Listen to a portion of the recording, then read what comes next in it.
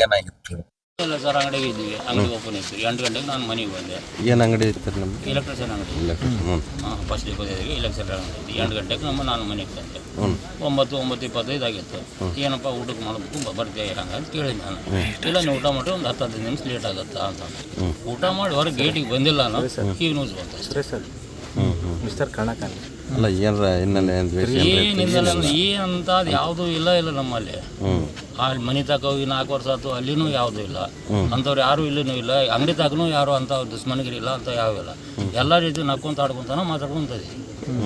ಯಾರೋ ಅಂತ ಕಿರ್ಕೊಳ್ಳೋನೂ ಇಲ್ಲ. ನಾವು ಉದ್ರಿ ಕೊಟ್ಟರು ಉದ್ರಿನ ಸಹಿ, ಉದ್ರಿ ಸಹಿ ಕೊಟ್ಟರು ಬಿಟ್ಟರು ಯಾವಾಗ ಕೊಡ್ರಿ ಅನ್ನೋದೈತಿ, ಎರಡು ಮಾತಾಡೋದೈತಿ, ಕೈ ಬಿಡೋದೈತಿ.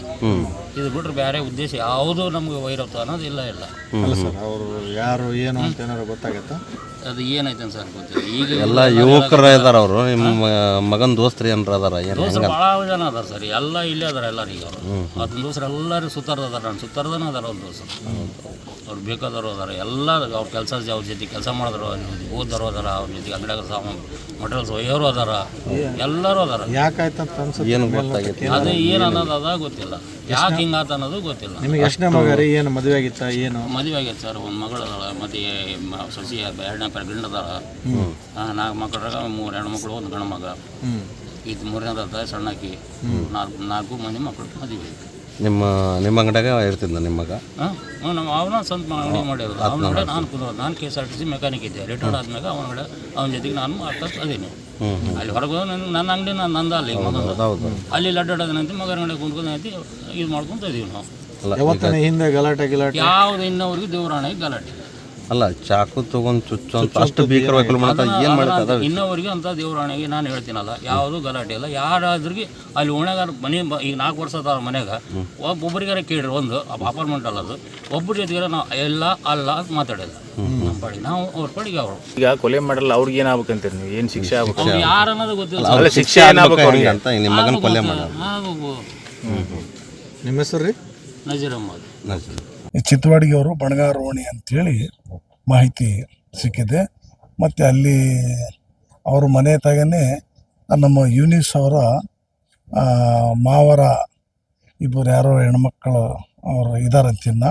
ಅದರದ್ದೇನೋ ಒಂದು ಪ್ರೀತಿದ ಯಾವುದೋ ಒಂದು ಸಂದೇಶ ಅಂಥೇಳಿ ಮಾಹಿತಿ ಬರ್ತಾ ಇದೆ. ಇನ್ನು ತನಿಖೆ ನಂತರ ಅದು ಪೂರ್ತಿ ಗೊತ್ತಾಗ್ತೈತೆ. ಆದರೆ ಬಟ್ ಈ ಥರ ಘಟನೆಗಳು ಆಗಬಾರ್ದು.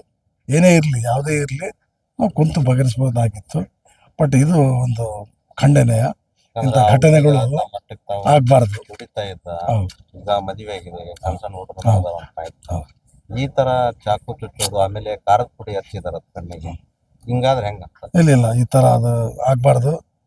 ನಮ್ಮ ಜಿಲ್ಲಾ ಆಡಳಿತ ಮತ್ತೆಲ್ಲ SP ಅವರು ಇಂಥ ಘಟನೆಗಳು ಮತ್ತೆ ಮರು ಆಗಬಾರ್ದು.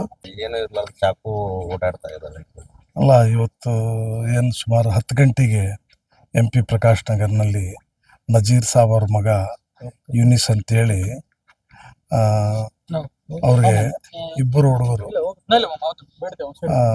ಖಾಜಾ ಮತ್ತು ಇರ್ಫಾನ್ ಅಂತೇಳಿ ಅವರಿಬ್ಬರು ಐತಲ್ಲ, ಅದು ಯಾವುದೋ ವೇಷ ಇರ್ಬೋದು, ಏನು ದೋಷ ಇರ್ಬೋದು, ಅದರಲ್ಲಿ ಅವ್ರಿಗೆ ಈ ಥರ ಒಂದು ಕುತ್ತಿಗೆ ಎಲ್ಲ ಹೊಡೆದು ಅವ್ರ ಚಾಕುಲಿಂದ ಇರ್ತು ಈ ಘಟನೆ ಆಯಿತು. ಆ ಯೂನಿಸ್ ಅನ್ನೋವನು ತೀರ್ಕೊಂಡು ಕೂಡ ಹೋದ. ಇದು ಭಾಳ ದುರ್ದೈವ, ಇದು ಖಂಡನೀಯ. ಇಂಥ ಘಟನೆಗಳು ಆಗಬಾರ್ದು. ಆದರೆ ಈಗ ನಮ್ಮ SP ಅವರು, DSP ಅವರು ಎಲ್ಲರೂ ಐತಲ್ಲ, ಅದರ ಬಗ್ಗೆ ತನಿಖೆ ನಡೆಸ್ತಿದ್ದಾರೆ.